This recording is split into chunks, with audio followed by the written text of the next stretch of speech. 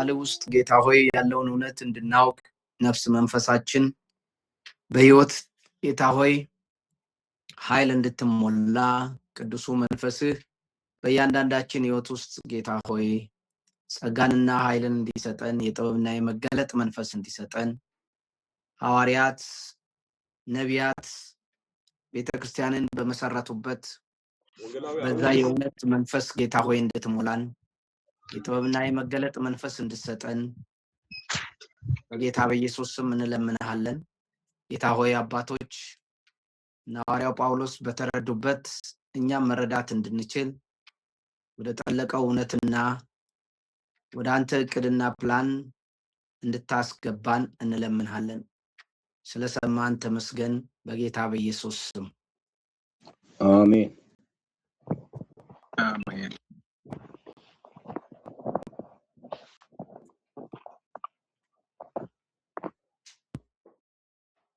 እሺ ሮሜ ምዕራፍ 5 ላይ ነን። አሁንም ሁለተኛው ክፍል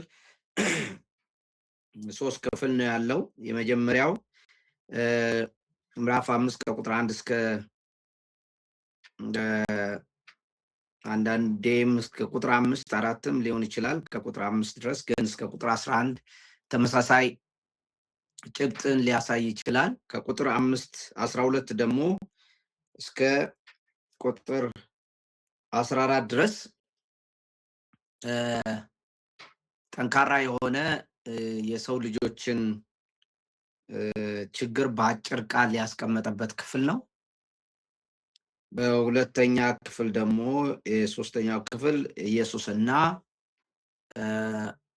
አዳም የተነጻጸሩበት በእነሱ በኩል የሆነው ነገር የተነጻጸረበት ክፍል ነው የምናገኘው። እንግዲህ ቀስያን ነው የምንማረው። ይህንን ትምህርት ለመጨረስ ጊዜ ሊፈጅ ይችላል። ኖርማል ስኬጁል አይደለም የምከተለው። ስለዚህ ሌሎች ትምህርቶቻችሁን እየተማራችሁ ይህንን በጨረሰን ጊዜ የምንጨርስበት አካሄድ ነው የምንከተለው። ከቁጥር 12 እስከ 14 ያለውን እንደገና አነባለሁ። ስለዚህ ምክንያት ኃጢአት በአንድ ሰው ወደ ዓለም ገባ፣ በኃጢአትም ሞት፣ እንደዚሁም ሁሉ ኃጢአትን ስላደረጉ ሞት ለሰው ሁሉ ደረሰ። ሕግ እስኪመጣ ድረስ ኃጢአት በዓለም ነበረና፣ ነገር ግን ሕግ በሌለበት ጊዜ ኃጢአት አይቆጠርም። ነገር ግን በአዳም መተላለፍ ምሳሌ ኃጢአትን ባልሰሩት ላይ እንኳ ከአዳም ጀምሮ እስከ ሙሴ ድረስ ሞት ነገሰ። አዳም ይመጣ ዘንድ ላለው ለእርሱ አምሳሉ ነውና ይላል። ባለፈው እንዳየነው የክፍል ከቁጥር 12 ጀምሮ የመጀመሪያ ክፍሉን አይተናል። ኃጢአት በአንድ ሰው ወደ ዓለም ገባ የሚለውን በኃጢአትም ሞት የሚለውን ነው። ዛሬ የምንጀምረው በዛው ክፍል ላይ ያለውን ነው። ኃጢአትን ስላደረጉ ሞት ለሰው ሁሉ ደረሰ የሚለውን ሐሳብ በደንብ ለማየት እንሞክራለን። ከዛ በእያንዳንዱ ለመሄድ ሞክራለሁ። እንግዲህ ጳውሎስ በዚህ ቦታ የሞት አጽናፋዊ ሉዓላዊነትን ነው የሚያሳየው። ሞት በአንድ ሰው መከሰቱ ዝም ብሎ በዛ ኳራንቲን ሆኖ ተይዞ ተጠብቆ የተቀመጠ አይደለም። ነገር ግን ለሰው ሁሉ ደረሰ ነው የሚለው። ስለዚህ ለሰው ሁሉ እንዴት ነው የደረሰው የሚለው ነው የሚያሳየን። በዚህ ቦታ ላይ እንዴት ነው ሞትም ኃጢአትም ሞት ለሰው ሁሉ የደረሰው እንዴት ነው የሚለው ነው። እንግዲህ የሞት መግቢያ እንደ መብረቃዊ ቅጣት ነው እና ሰበቡ ደግሞ ምክንያቱ ምንድን ነው የሚለውን ነገር ነው የሚያሳየን። ምክንያቱም በኃጢአት ሞት በአንድ ሰው ወደ ዓለም ኃጢአት በአንድ ሰው ወደ ዓለም ገባ፣ በኃጢአት ሞት እንደዚሁ ለሰው ሁሉ ደረሰ ነው። በኃጢአት ሞት እንደዚሁ ሁሉ ኃጢአትን ስላደረጉ ሞት ለሰው ሁሉ ደረሰ ነው የሚለው። በኃጢአት ምክንያት የኃጢአት በሩ ማለት የሞት በሩ ኃጢአት ነው። የኃጢአት በሩ ደግሞ ሰው ልጅ ነው። እንግዲህ ኃጢአት ከሌላ ክልል የገባ ነው የሚመስለው። ምክንያቱም ገባ ነው የሚለው። ገባ የሚለው ዝም ብሎ ነገር አይደለም። በተወሰነ ደረጃ ኃይል የተቀላቀለበትም ነው። ለምሳሌ አጋንንት ሲይዝ አጋንንት ገባበት ሲል ሉቃስ ውስጥም አለ። ተመሳሳይ ቃል ነው የሚናገረው። ገባ የሚለው ቃል እንቅስቃሴን ሙቭመንትን ያሳያል።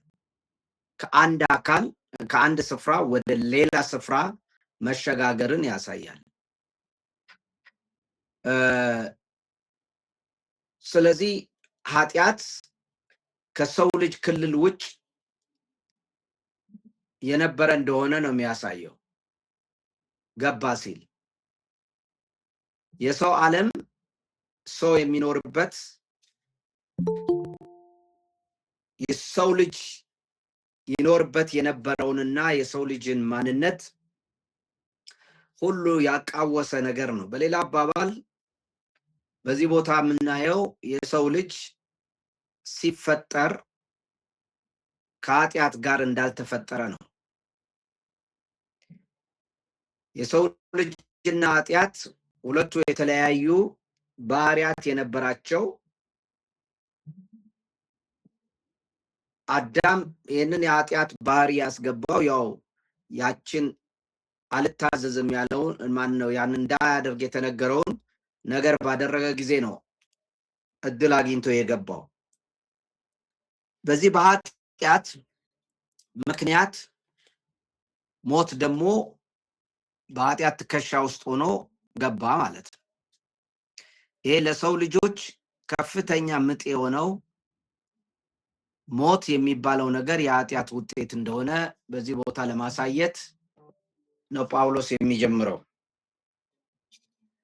ስለዚህ የሞት አመጣጥ የሰው ልጅ ታሪክ ውስጥ የገባው በአጋጣሚ ወይም በተፈጥሮ ውደት አይደለም።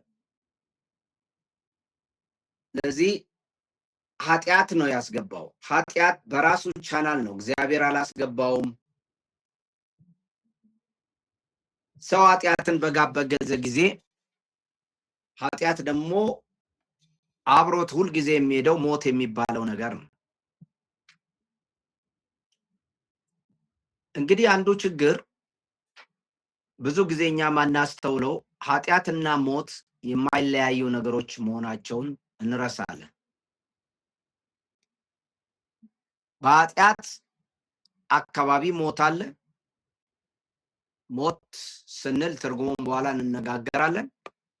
ሞትና ኃጢአት በአንድነት የተቀናጁ ሊነጣጠሉ የማይችሉ ባህሪያት ነው ያላቸው።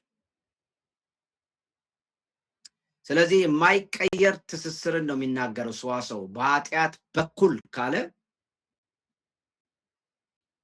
ሞትና ኃጢአት በፍጹም ሊለያዩ አይችሉም። ጳውሎስ በኋላ የኃጢአት ደሞዝ ሞት ነው ይላል፣ ኃጢአት የሚከፍለው። ስለዚህ ኃጢአትና ሞት እንደ አጋር ሆነው ነው የሚኖሩት። ተለይተው የማይታዩ ዓለም አቀፋዊ ወይም አጽናፋዊ አጋሮች ናቸው። በአንድ ሰው ላይ ብቻ አይደለም የሚሰሩት፣ በዓለም ሁሉ ላይ የሚሰሩ ናቸው። አዳም ለኃጢአት በር ነው እንዳልኳችሁ፣ ሞት ደግሞ በኃጢአት ትከሻ ተጭኖ እንደመጣ ነግሬያችኋለሁ። የህልውና በዚህ ሞት ዝም ብሎ የስጋ ሞት አይደለም፣ የህልውና ባዶነት ነው ትላለች ሞርና ሁከር።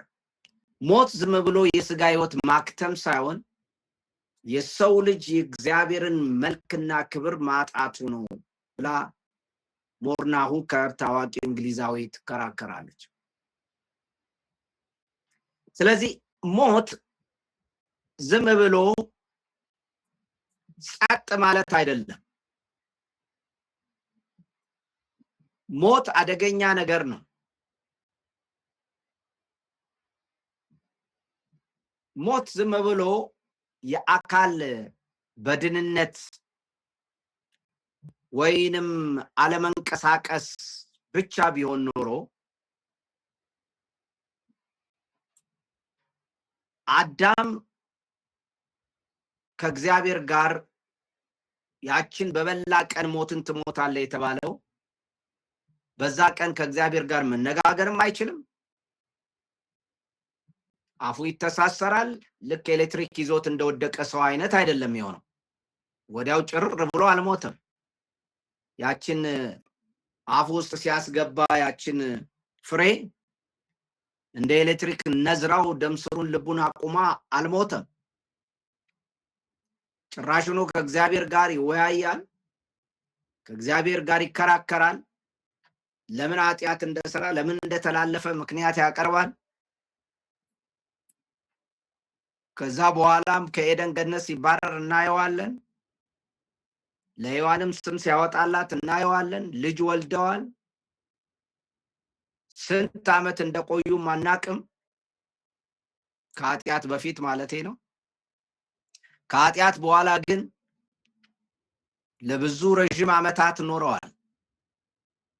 ስለዚህ ቀን የሚለው አንዳንዶቹ ምናልባት ዘመኑን ሊሆን ይችላል ይላሉ። ነገር ግን ሞትን የሚሞተው ያችን በበላ ጊዜ እንደሆነ ፊዚካል ሞት ብቻ እንዳልሆነ ፊዚካል ሞት ወዲያው የአካል ሞት ስጋና አፈርንና ወደ አፈር ትመለሳለህ ያለው ቆይቶ ነው የተፈጸመው ለማለት ነው። እንደ ኤሌክትሪክ አንስቶ አላፈረጠውም። እዛው ተርበትብቶ አልሞተም። ነገር ግን ሕያው ሆኖ ሲከራከር ምክንያቱን ሲያቀርብ ሲያመካኝ ቆሞ እየሰማ ከእግዚአብሔር ፍርድ ሲቀበል እናየዋለን። ታሪኩ ያንን ነው የሚያሳየን። ስለዚህ ሞት ምንድን ነው? ሞት ከኤደን ገነት መባረሩ፣ የእግዚአብሔርን ክብር መገፈፉ፣ ከእግዚአብሔር ተለይቶ ብቻውን የራሱ መንግስትና የራሱ ስርዓት አቋቁሞ ከእግዚአብሔር ተለይቶ የኖረ መሆኑ ነው። የሰው ልጅ ትልቁ ጥያቄ በምን ምክንያት ነው? ለአዳም ኃጢአት ምን ነበረ? ኃጢአት ምን ነበር ለአዳም? ምንም ኃጢአት የማያውቀው አዳም ምን ነበረ ኃጢአት የሆነው? ዝሙት ነው እንዳንል ከአንድ ሴት ውጪ እንደሌለ ነው ታሪኩ የሚነግረን።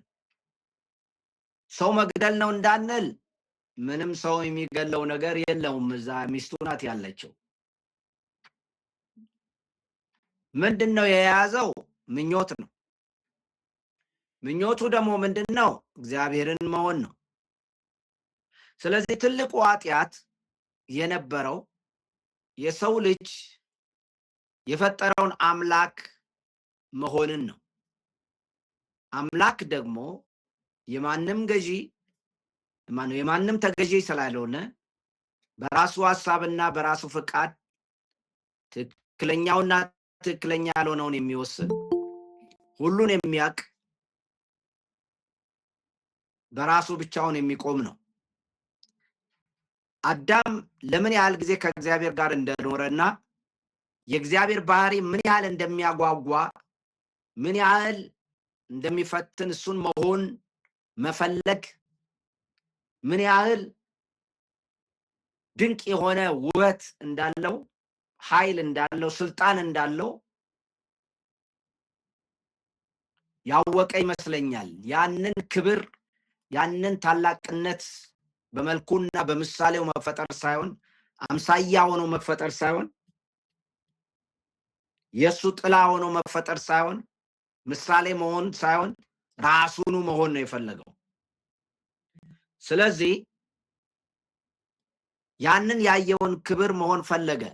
በምን ሳይንሳዊ ወይም በምን እምነት እንዳመነ አይታወቅም። ያንን እንደ እግዚአብሔር የምትሆነው ይህንን ፍሬ ስትበላ ነው ያለው። ፍሬ በልቶ ነው እንደ እግዚአብሔር እንደሱ የሆነው። እግዚአብሔርን አሁን ያየውን ክብር ያየው አዳም ያየውን ክብር አዳም በእግዚአብሔር ላይ ያለውን የእግዚአብሔር ማንነት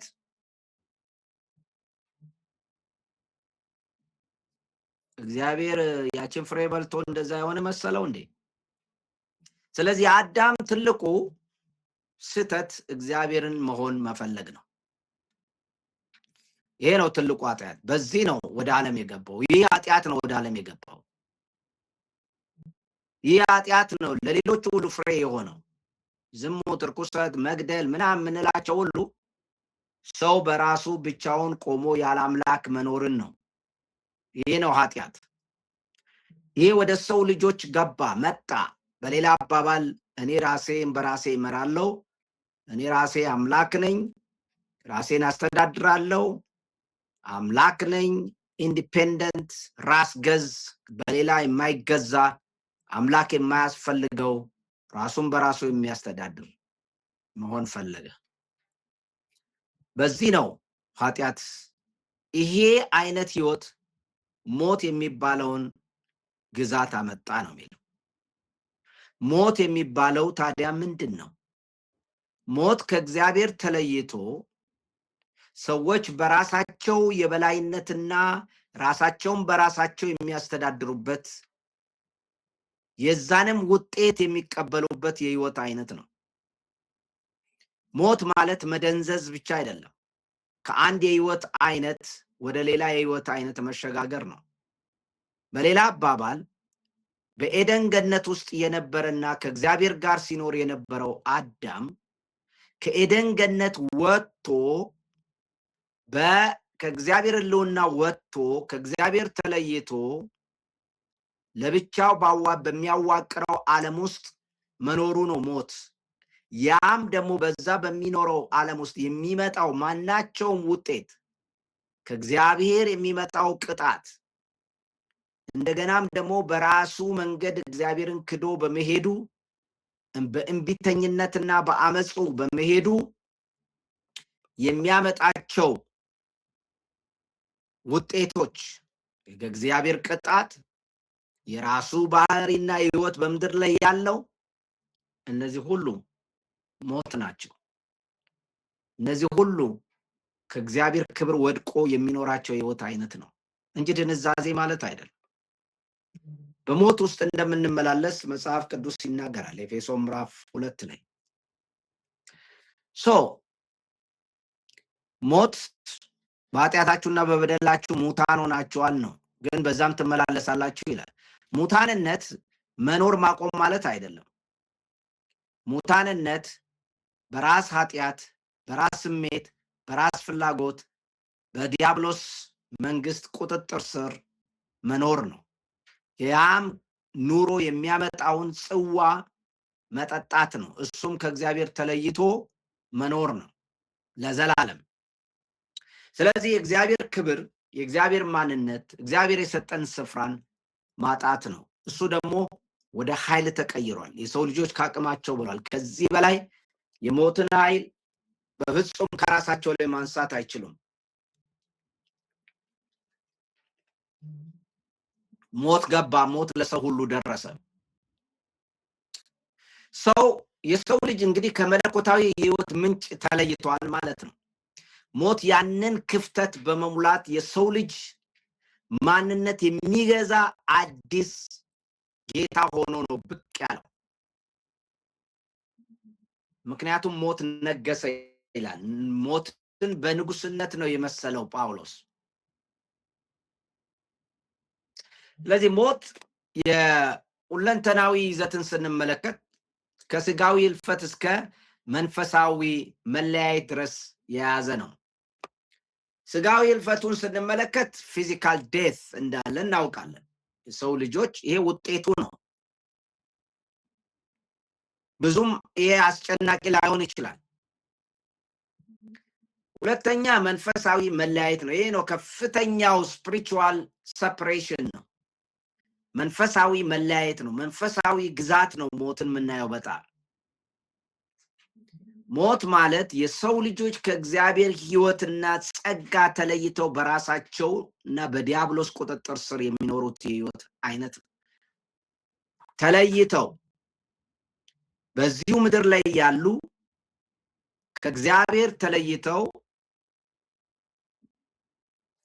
ከእግዚአብሔር የሕይወት ምንጭ ከሆነው ከእግዚአብሔር ተለይተው በራሳቸው ማህበር፣ በራሳቸው አስተሳሰብ፣ በራሳቸው ባህል፣ በራሳቸው እሴት እችን ዓለም ቀርጸዋታል።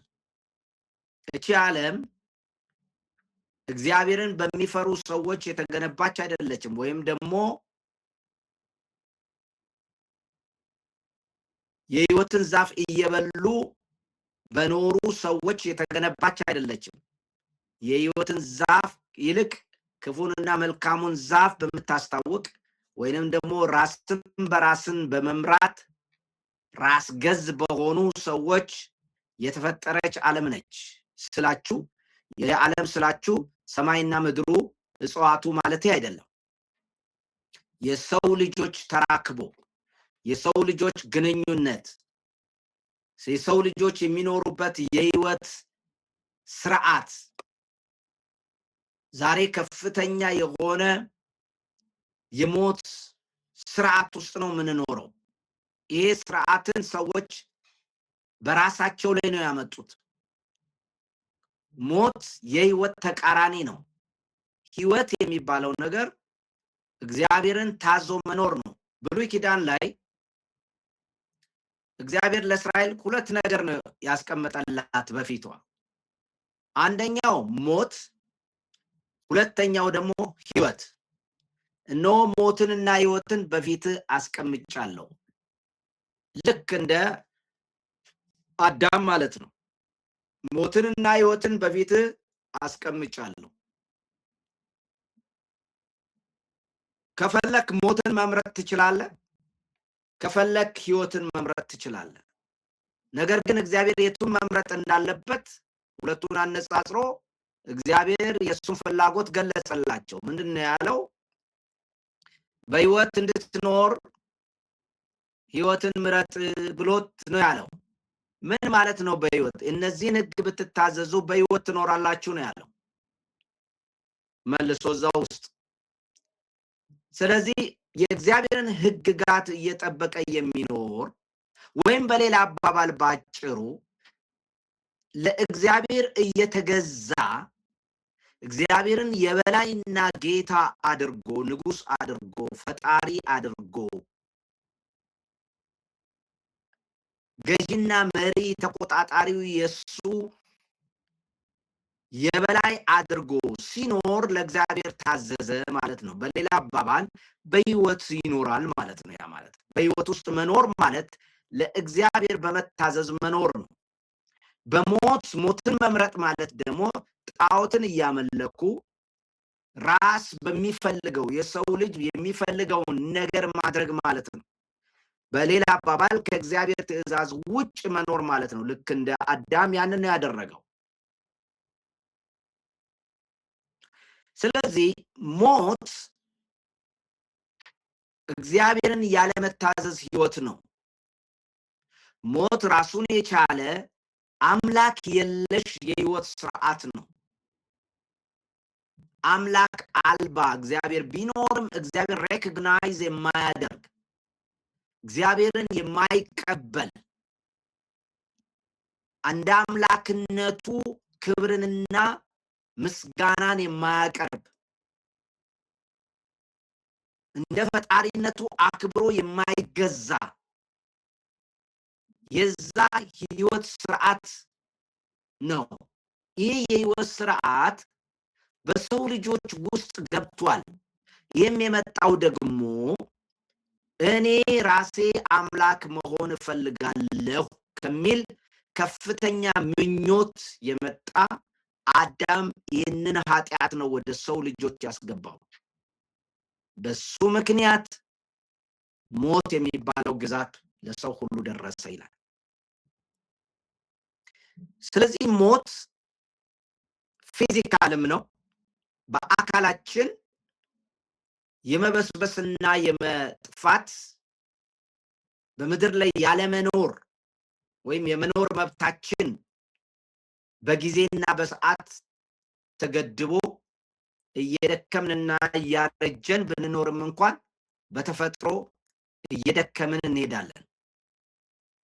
ያ የሞት ስርዓት ነው፣ ፊዚካሊ ነው። በመንፈስ ዓለም ደግሞ ለአምላክ ከመታዘዝ ውጭ ያለ ህይወት ነው የምንኖረው። ያ ነው ዶሚኔት የሚያደርገው፣ ያ ነው የሚገዛንና በምድር ላይ የሚመራን። ያ ህይወት የባህሪ ለውጥ፣ የአስተሳሰብ ለውጥ፣ የእሴት ለውጥ፣ ከእግዚአብሔር የተቃረነ ከእግዚአብሔር ጋር በፍጹም የማይገናኝ በተለያየ ስም የተገለጠ የህይወት አይነት ነው። ጨለማ፣ አመጽ፣ ክፋት፣ እነዚህ የተባሉ የሚገለጹ እነዚህ የሞት ባህሪያቶች ናቸው። እነዚህ የሞት ባህሪያቶች እርኩሰት፣ ኃጢአት ምናምን እንላቸው ከኃጢአት ጋር የተቆራኘ የሞት ግዛት ነው። እነዚህ የተቀበልናቸው በእነዚህ ነው የምንማ አንዳንድ ጥሩ ነገር አናይም በሰው ላይ እናያለን እና የእግዚአብሔር መልክ ከሰው ውስጥ ጠፍቷል፣ ጠቅላላ ሙሉ ለሙሉ ጠፍቷል ብሎ ማለት በጣም ይከብዳል። ነገር ግን በአዳም ባህሪ የተገነባው ይበልጣል። አዳም ከልጅነት ጀምሮ ይገነባናል። እያንዳንዳችን በማህበረሰብ ውስጥ ተገንብተን ነው የወጣነው። ስለዚህ ሞት የሚለው ነገር ሲኦል ብቻ አይደለም ማለት ነው። ሞት የሚባለው ነገር ደግሞ እዚህ በስጋ ምን ሞተው ብቻ አይደለም ማለት ነው። መንፈሳዊ ግዛትና ምድራዊ ግዛታችንን ሁሉ ያረከሰ በራሱ ስርዓትና እንትን ውስጥ ጨምድዶ የያዘ አደገኛ ሊሰበር በሰው ኃይል ሊሰበር የማይችል የህይወት አይነትና ስርዓት ነው። ለዚህ ነው ፍጥረት ሁሉ በዚህ ጉዳይ በመርገም ስር ሆኖ መበስበስን የሚያየው። ሮሜ ምዕራፍ 8 ላይ ፍጥረት ሁሉ ይጨነቃል። የሞት ዓለም ላይ ነው የሚኖረው። ይበሰብሳል፣ ይጨነቃል። ፍጥረት ሁሉ ስርዓቱ ሁሉ ነፃነትን ነው የሚጠብቀው ከመበስበስ። ምክንያቱም መበስበስ የሚለው አንዱ የሞት ባህሪ ነው። አንደኛ ቆሮንቶስ ምዕራፍ 15 ላይ ስንመለከት በመበስበስ ይላል፣ በድካም ይላል። ድካም፣ መበስበስ፣ እነዚህ መበስበስ፣ ድካም የኛ ፍጥረት አልነበረም፣ የኛ ክፍል አልነበረም። ሞት የሚለው ባህሪ ነው። ኮራፕሽን፣ ሁላችን ኮራፕትድ ሆነናል። ስለዚህ ሞት መንፈሳዊ መለያየት፣ ከእግዚአብሔር ተለይቶ መኖር ነው። ብዙ ጊዜ ሰዎች ይህን ከእግዚአብሔር ተለይቶ መኖርን ወደፊት ገሃነም መግባታቸውን ብቻ ነው የሚያዩት። ያ የቅጣት ስፍራ ለዘላለም የሚኖር ሁለተኛው ሞት ይላል ዮሐንስ ነው የሚለው። ጳውሎስ ግን ሁለተኛ አንደኛ ሞት አይልም። ሞት አንድ ነው። የሰው ልጅ በዚህ ሞት በሚባለው ግዛት ውስጥ ነው የሚኖረው ነው። ስለዚህ ሁለንተናዊ የኩነኔ ውጤት ያለበት ነው። ኤስካቶሎጂካል ዴት የምንለው የስጋ መፍረስና የነፍስን ዘላለማዊ ፍርድ በአንድነት የሚወክል እጅግ አስጨናቂ የሆነ መጥፎ ነገር ቢሆን ሞት ነው። እስከዛሬ ድረስ የኛ ክፍል ስላልሆነ አንወደው። ሞት ለሰው ልጆች አልተሰጠም። ሕያው ነፍስ ሆኑ ነው የሚለው እግዚአብሔር ሲፈጥረን። ሕያው ነፍስ ነው፣ ሕያውነት ነው የነበረብን እንጂ የሞት ተቃራኒ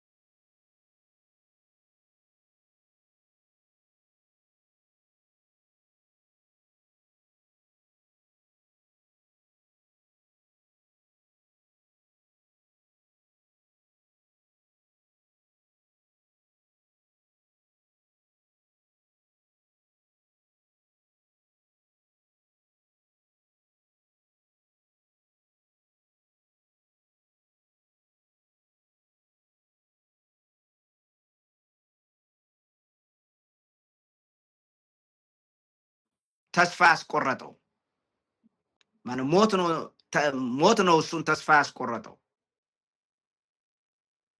ንጉሥ ሰለሞን ነው ተብሎ ይታመናል። ሁሉን ነገር እንደሞከረ ክፋትን እንኳን አቅዶ ሆን ብሎ ኤክስፒሪየንስ ማድረግ መለማመድና ማወቅ በተግባር ማየት ክፋት ምን እንደሚመስል ለማየት ሞክሯል። ጣዖታትን አምልኳል። ብዙ ሴቶች ሚስቶች ነበሩት። የአትክልት ቦታ በማዘጋጀት በጣም ይዝናና ነበር። በሱ ዘመን ወርቅ ነበረ፣ የሚበላበት ወርቅ እንጂ ብር አይቆጠርም። መንፈሳዊውን ዓለም ሁሉ አይቷል። በኋላ ታዲያ ሁሉን ካየ በኋላ ከንቱ ነው፣ የሰው ነፍስ እና የእንስሳ ነፍስ በምን ይለያል? በተለይ በጣም የሚያሳዝነኝ ንብረት አፍርቶ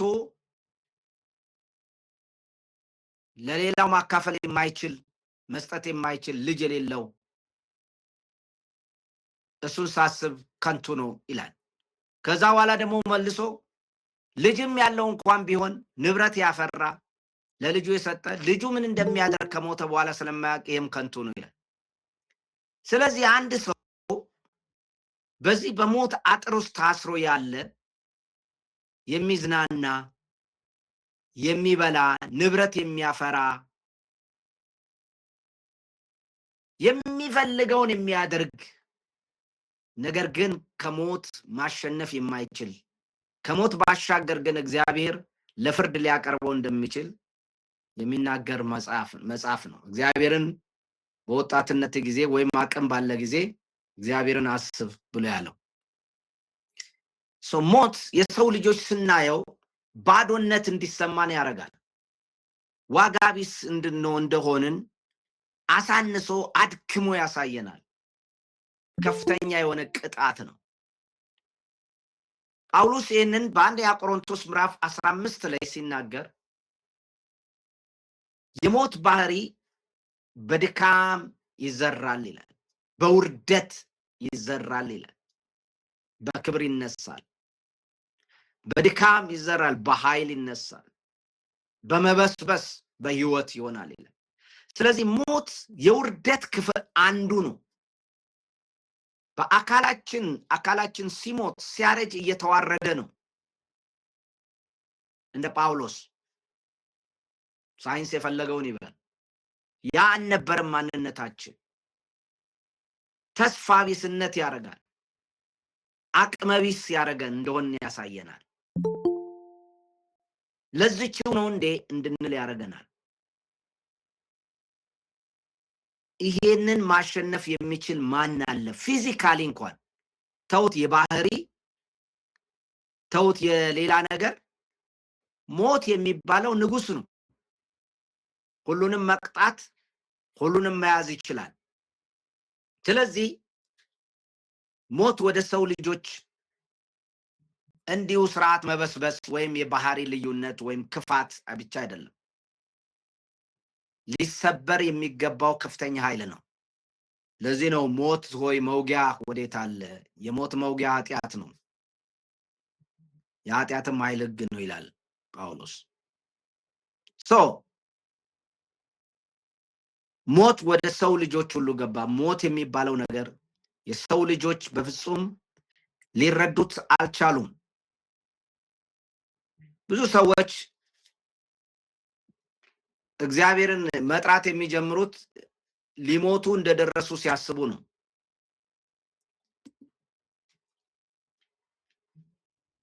ሲክዱም የከረሙት ፊዚካል ዴት፣ የአካል እንኳን ሞት ሲመጣባቸው የዛ ጊዜ ነው እግዚአብሔር እንዳለም ያስቡት። ምክንያቱም የማይታወቅ ዓለም ውስጥ እየሄዱ እንደሆነ ስለሚያስቡ። ነገር ግን ከሞት የሚያመልጥ ማንም የለም። ዓለምን ሁሉ ገዝቷል፣ ፍጥረቱን ሁሉ ይዟል። ስለዚህ የሞት አጽናፋዊ ስርጭትን ጳውሎስ በምዕራፍ 5 ቁጥር 12 ላይ ይናገራል። ሞት ወደ ሰው ሁሉ ደረሰ ነው የሚለው።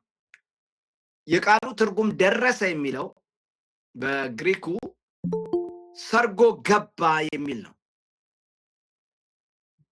ተሰራጨ የኛ እንዳልሆነ ይታወቃል። ሰርጎ ነው የገባው፣ ማንም አይወደውም። ድርጊቱ ግን ህይወት ባለበት ዓለም ውስጥ ነው ዘሎ የገባው። አለመጥፋት፣ አለመበስበስ።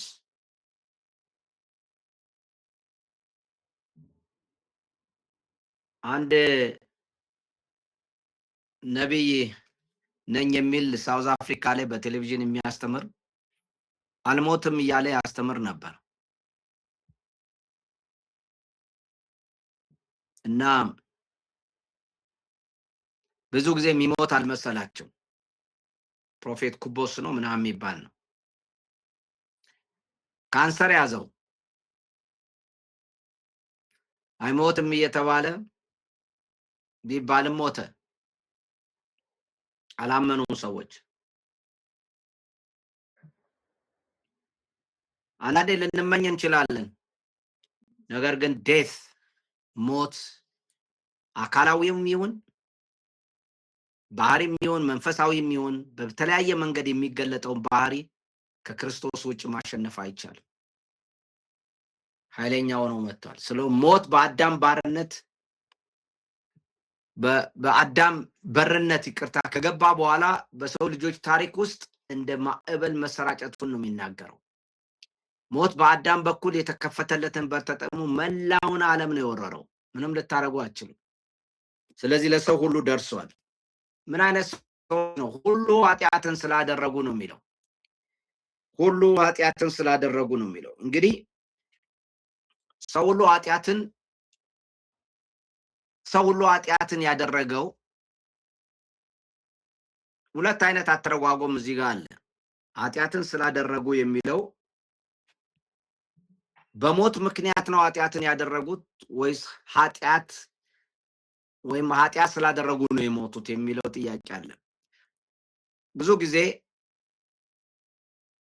አሁን አማርኛችን ልክ ኃጢአትን ስላደረገን ሞት እንደመጣ ነው። ነገር ግን ልናስብ የሚገባው ግን የሰው ልጆች ኃጢአት በአዳም ገባ፣ በአዳም ምክንያት ሞት ገባ። ሞት በሞት አማካኝነት ምክንያት ነው የሰው ልጅ ሰፕሬትድ ስለሆነ የሰው ልጅ ኃጢአትን ማድረግ በስፋት የተደራጀው ማድረግ ውስጥ የገባው። ስለዚህ ይህንን ኃጢአትን ስላደረጉ የሚለው በሞት ምክንያት ነው። ሞት ለሰው ሁሉ ደረሰ የሚለው ደግሞ በአዳም ኃጢአት ምክንያት ነው። ምክንያቱም ከታች ሲናገር እንደዚህ ይላል፣ ነገር ግን በአዳም መተላለፍ ምሳሌ ኃጢአትን ባልሰሩት ላይ እንኳን ከአዳም ጀምሮ እስከ ሙሴ ድረስ ሞት ነገሰ ይላል። ኃጢአትን ባልሰሩት ላይ ይላል። በማን ምሳሌ? በአዳም ኃጢአት ምሳሌ። ለሰው ልጅ ሁሉ የደረሰው ይሄ ሞት የሰው ልጅ እንደ አዳም ኃጢአት ስለሰራ አይደለም። በኃጢአት ምሳሌ ይላል። ማን ነው? በአዳም ኃጢአት ምሳሌ ይላል። በአዳም ኃጢአት ምሳሌ ማለት አዳም እንደሰራው አይነት ኃጢአት ባይሰሩም ማለት ነው። አዳም አትብላ የተባለውን የዛፍ ፍሬ በመብላቱ ነው። እንደ አዳም ስፔሲፊክ የሆነ ዝርዝር የሆነ የተነገረው እንዳያደርግ የተነገረው ትእዛዝ የለም ከአዳም በኋላ። አዳም በላ አለቀ በቃ። ከዛ በኋላ ትእዛዝ ነገር እኮ አናነብም መጽሐፍ ቅዱስ ውስጥ። ሄደን ገነት ገብተንና ቁጭ ብለን ሄደን ገነት እንደገና እሺ አዳምስ በልቷል እሱ ብቻ ይውጣ፣ ምን ልጆቹን አስገባ፣ እሱ ልጆቹ በትእዛዙን ይታዘዛሉ፣ እኛም ገብተን ወይ መታዘዝ አለመታዘዛችን እኔ እንኳን ብለን እንከራከር የሚሆን ነገር አይደለም ነው የሚለው። አዳም ባለመታዘዙ አንድ ጊዜ በልቷል። ያው ሴቷም አለች፣ ዋናው እሷ ነች፣ በሷ በኩል ነው የመጣው ነው የሚለው። ኦኬ፣ በአዳም ምክንያት ኃጢአት ገባ ነው የሚለው። ምን ነው አዳም ብቻ እንትን ብሎ ልጆቹ እንደ እድል ተሰጥቷቸው የደንገነት እንደዚሁ ያንን ትእዛዝ ከጣሱ ይውጡ፣ እንደሱ ካልጣሱ ደግሞ እዛው ይኑሩ የሚል እንድምታ እና ጥያቄ ቢፈጠር ለምን እግዚአብሔር እንደዛ አላደረገም ቢባል ጳውሎስ እያለ ያለው በአዳም ምሳሌ ወይም የአዳምን ፓተርን የአዳምን ምሳሌ የአዳምን ፈለግ ተከትለው ኃጢአት ያልሰሩ ላይ እንኳን ሞት ነገሰ ነው የሚለው። አንድ ሰው ከአዳም በኋላ የተወለደው እንበልና አቤል ምናምን እችን ብሉ እችን አትብሉ አልተባሉ።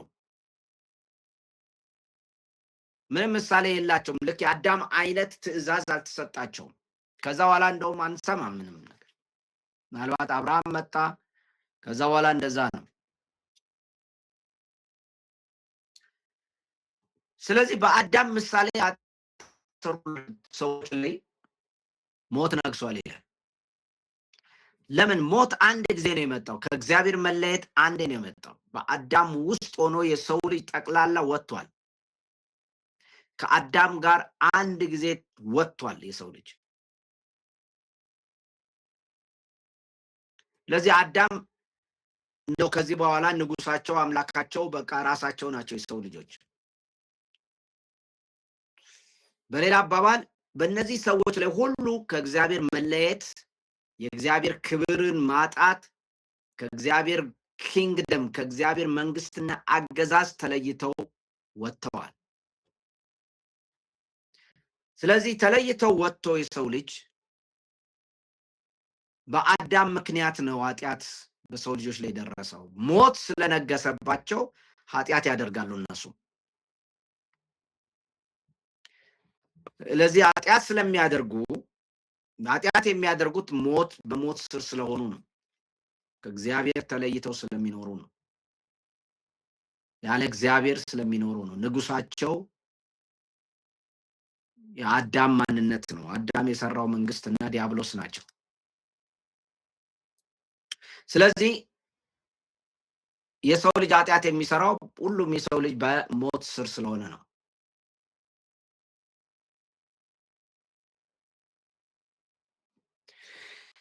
ግን አንድ ነገር ይናገራል እዚህ፣ እሱን ተነጋግረን እንጨርሳለን። ቁጥር 13 ላይ ነገር ግን ሕግ በሌለበት ጊዜ ኃጢአት አይቆጠርም ነበር ነው የሚለው። ሕግ በሌለበት ጊዜ ኃጢአት አይቆጠርም። ኦኬ። በአዳም ምሳሌ ኃጢአት ባልሰሩት ላይ ሁሉ ላይ ሞት ከነገሰ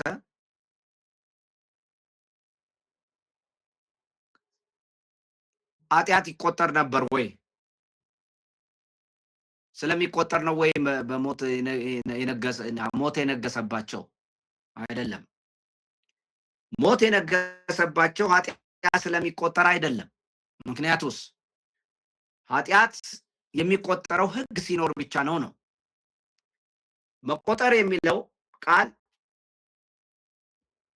በንግድና በሂሳብ መዝገብ ውስጥ ዕዳን መመዝገብን የሚያሳይ ነው። ዕዳ ነው የሚመዘገበው። ይሄ ያለብህ ተብሎ ዕዳ ሲመዘገብ ነው እንደ ሂሳብ ይቆጠራል ማለት ነው። ያ ደግሞ እንደ ሂሳብ ካልኩሌትድ የተደረገ የኃጢአት ቆጠራ አልነበረም ሕጉ። 1 ዝሙት ሰርተሃል፣ 2 ሰርቃል፣ 3 ተሳድባል፣ 4 ገለሃል እያለ እንደዚህ የሚናገር ጥፋትን ዘርዝሮ በቁጥር የሚያስቀምጥና ተገቢውን ቅጣት አቻ የሚሆነውን ቅጣት የሚሰጥ አልነበረም። ያም ሆኖ ግን የሰው ልጅ ከእግዚአብሔር ተለይቶ ይኖራል። ኃጢአት ስለሚቆጠር ስለማይቆጠር አይደለም። በሞት ጥላ ስር ነው ያለው የሰው ልጅ። በሞት አገዛዝ ስር ነው እንጂ ኃጢአት ስለሚቆጠር አይደለም። ስለዚህ ኃጢአት የመቆጠር ጉዳይ አይደለም ማለት ነው። ድርጊት ሆኖ 1 2 3 የሚባል ነገር ብቻ አይደለም። ኃጢአት ስብዕናን የቀየረ ኃይል ነው። ኃጢአት አይቆጠርም። ነገር ግን በአዳም መተላለፍ ምሳሌ ኃጢአትን ባልሰሩት ላይ እንኳን ከአዳም ጀምሮ እስከ ሙሴ ድረስ ሞት ነገሰ። አንድ ነገር የምንመለከተው ኃጢአትና ህግ አይገናኙም። ኃጢአት የብሉይ ኪዳን ህግ ስላለ የመጣ ጉዳይ አይደለም። በሁለቱ መካከል የጊዜ ልዩነት አለ። የአዳም ህግ እኛ መልሰን የምናደርገው አይደለም። ይሄንን አትብላ፣ ይሄን በበላ ቀን ሞትን ትሞታለህ ምናምን የሚለው ጀስት ለአዳም ብቻ ነው። በዛ ጊዜ ፈረሰ። እኛው ምንድነው እኛ ቅጣት አለን? ኃጢአታችን በምን ተቆጥሮ ነው ሞት የደረሰብን የሚለው ጥያቄ ነው። ህግ በሌለበት ጊዜ ሰዎች እንዴት ሊሞቱ? ምን አጠፉ? እሺ በአዳም ምሳሌ ኃጢአት ያልሰሩ ከሆነ ምን አጠፉና ነው የሚሞቱት ነው ጥያቄ። ይሞታሉ። ለምን? በኃጢአት ምክንያት ኃጢአት ግዛት ሆነ ማለት ነው። ሞት ግዛት ሆኗል፣ ንጉስ ሆኗል፣ ገዝቷል። የሰው ልጅ ከእግዚአብሔር የሰው ልጅ ተቆራርጧል፣ ገዝቶታል። ኃጢአት የማድረግ ያለማድረግ ጉዳይ አይደለም። አሁን የመቆጠር ያለመቆጠር ጉዳይ አይደለም። በአዳም በኩል አንድ ጊዜ ገብቷል። ሞትም በዛው መስመር ተሰጥቷል፣ እንደ ቅጣት መጥቶም ደግሞ ገዝቷል። ስለዚህ የመቆጠር ጉዳይ አይደለም። እንደ አዳም ምሳሌም የመተላለፍ ጉዳይ አይደለም። ሁለቱም አይደለም። ስለዚህ ሞት በአዳም አንዱ ትእዛዝ ብቻ ነው የገባው። ሞት ደግሞ የነገሰው ይላል ከአዳም ጀምሮ ነው እስከ ሙሴ ድረስ ነው ይላል። እንግዲህ ከአዳም ጀምሮ እስከ ሙሴ ከነገሰ ከሙሴ አንዳንድ ሰዎች የሚሉት ከአዳም ጀምሮ ሙሴ ሕጉ እስከተሰጠው ጊዜ ድረስ በሲና ተራራ እስካለው ድረስ ነው የሚያስቡት፣ ወይም ሕጉ እስከመጣ ድረስ ነው የሚያስቡት። እንደዛ ብለው የሚተረጉሙ አሉ። እኔ ግን በዛ አልስማማ። ምክንያቱም በሮሜ ውስጥ ያሉት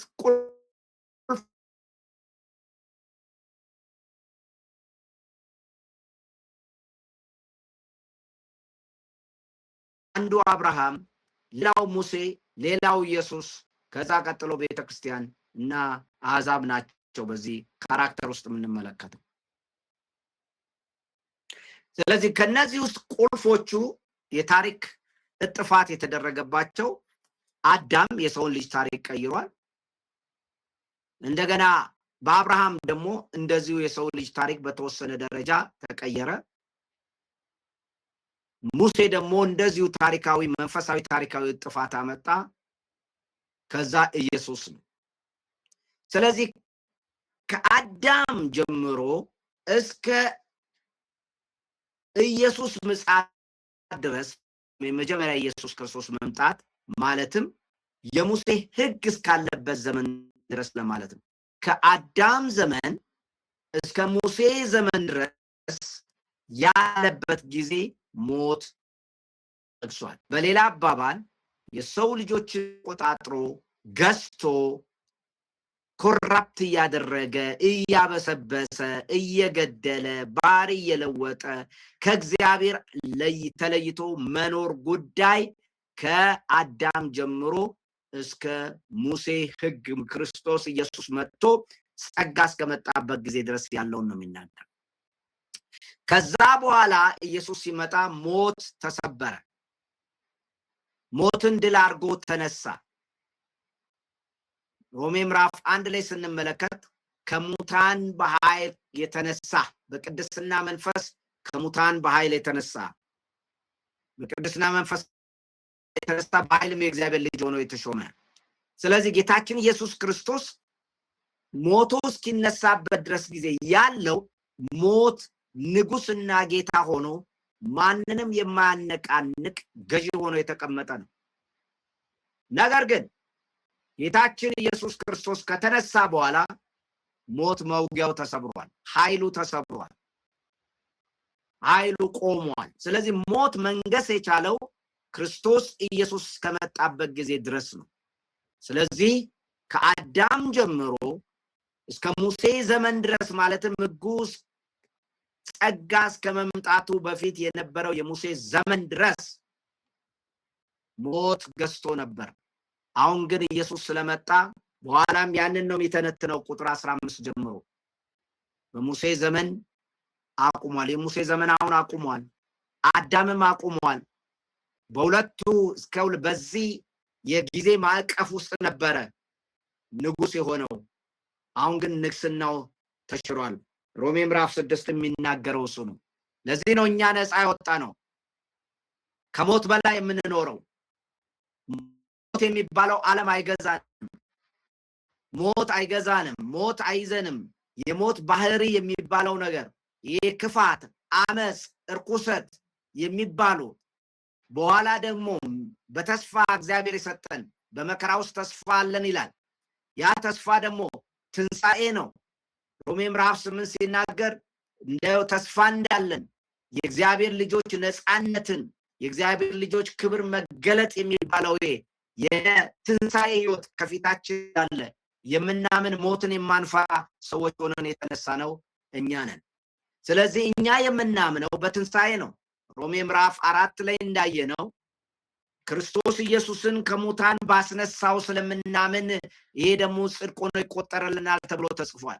ስለዚህ አሁን የትንሣኤ ጊዜ ነው። ሞትና ትንሣኤ ሁለቱ ተቃራኒ ናቸው። ያ ትንሣኤ የሚባለው ነገር የመጣው ከሙሴ በኋላ ወይንም ደግሞ የሙሴ ዘመን አቁሟል። ከአዳም እስከ ሙሴ ዘመን ያሉት ጊዜያቶች ሁሉ የሞት ዘመኖች ነበሩ። ሞት ብቻውን የሰለጠነበት፣ ሞት ብቻውን እንደፈለገ የሚያደርግበት ነበር።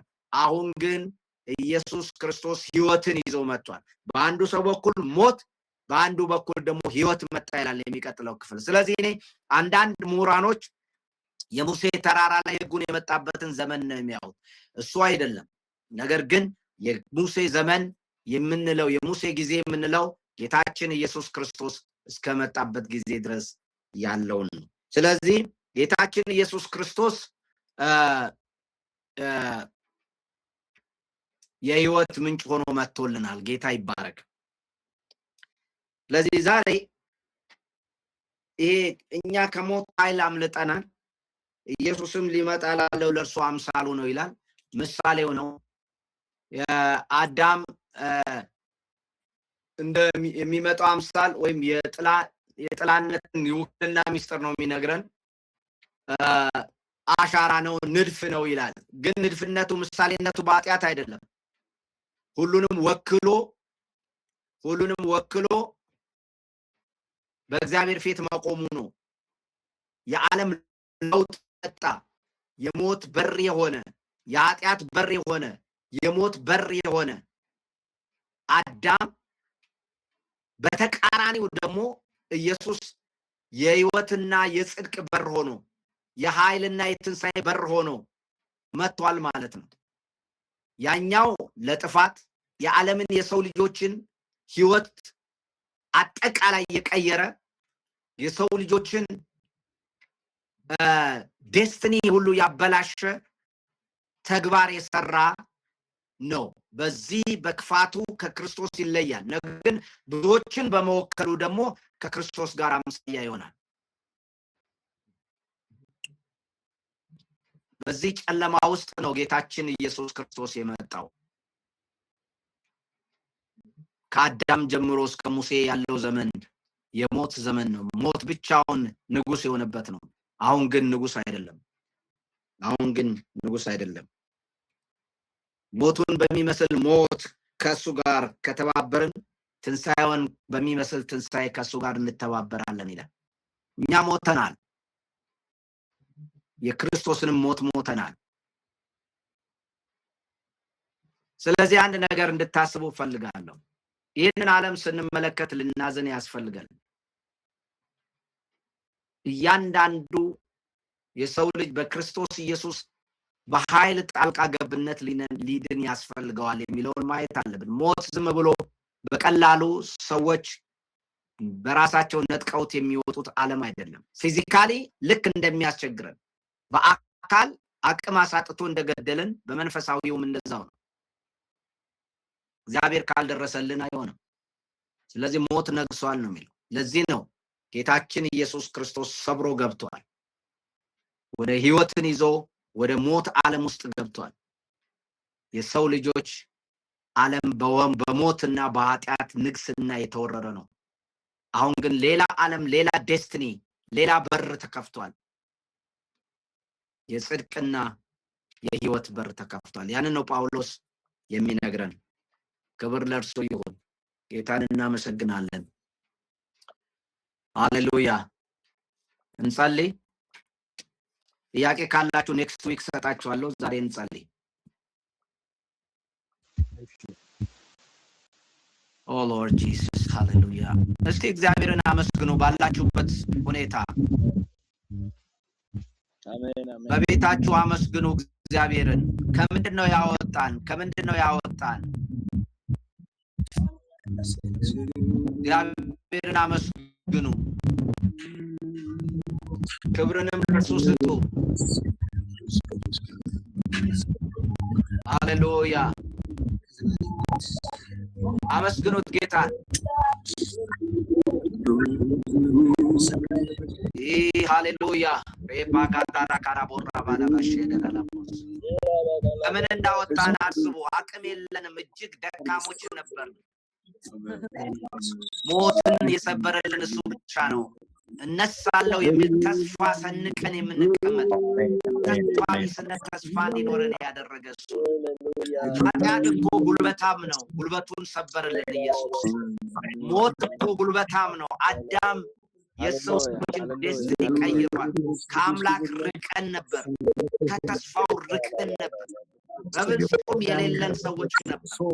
አምላካችን አዳነን።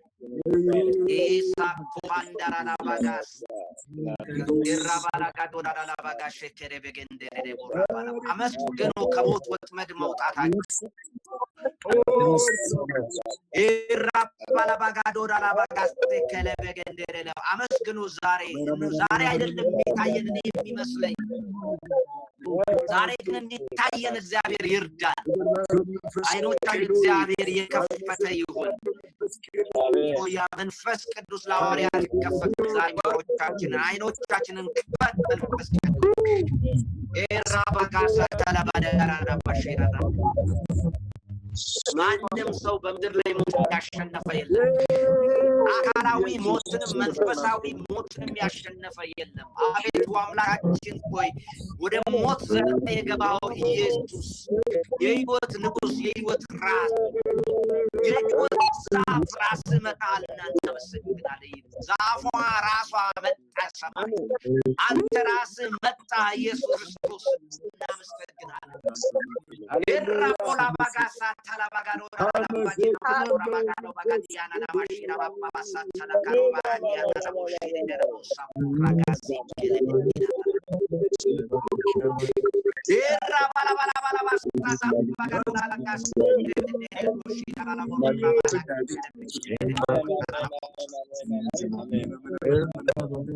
የሻፓላ ባጋዲ ዳራላ ቦሽራ ባላ ባጋስታ አሌው እግዚአብሔር መንፈስ አይኖቻችንን ይክፈት። ከሁሉ ታምራት የሚበልጥ ይሄ ታምራት እኛ ቤተክርስቲያኖች ባሲተረን ብዙን አደንቃለን። ያ አካል መልሶ ይምጣል፣ ነገር ገና ይነሳል። ገና እግዚአብሔር አምራቶችን ለማድረስ ገብቶልናል። ትልቁ ተስፋችን ይሄ ነው። ጌታ ኢየሱስ ከሙታን ማህበር አወጣን። ጌታ ኢየሱስ ሆይ እናመሰግናለን። ሙታን ማህበርን ማየት ከፈለጋችሁ ሮሜ ምዕራፍ 1 ከቁጥር 18 እስከ 32 ያየነው የሙታን ማህበር ነው። የሙታን ሀገር ነው። የሞት ሰፈር ነው። ወይም ሞት የሚባለው እዛ ነው የምናየው። ከዛ አውጥቶ ወደ ጽድቅ ማህበር ቀላቀለን፣ ወደ ብርሃን ገባን። ክብር ለእርሱ ይሁን። ሻኮ ፓራዳዲና ሞቶላ ባጋዲና አመስግኑ ስለ ሕይወት፣ አመስግኑ ስለ ጸጋ፣ አመስግኑ ስላላችሁበት የሕይወት አይነት ኳሊቲ የሚለይ ነው ወገኖቼ። ዝም ብሎ አይደለም፣ ዝም ብሎ አይደለም። ሃሌሉያ ጌታ ሆይ እናመሰግናለን። ስለ ድነታችሁ አመስግኑ ጌታን፣ ስለ ድነታችሁ አመስግኑ። ከትልቅ ወጥ ነው ያወጣን እግዚአብሔር። አመስግኑ። ከትልቁ ነው ያወጣን። ኦ ጆታችን ያዙ ከጨለማ ያወጣን ጌታችን ኢየሱስ ክብር ይሁን። ሃሌሉያ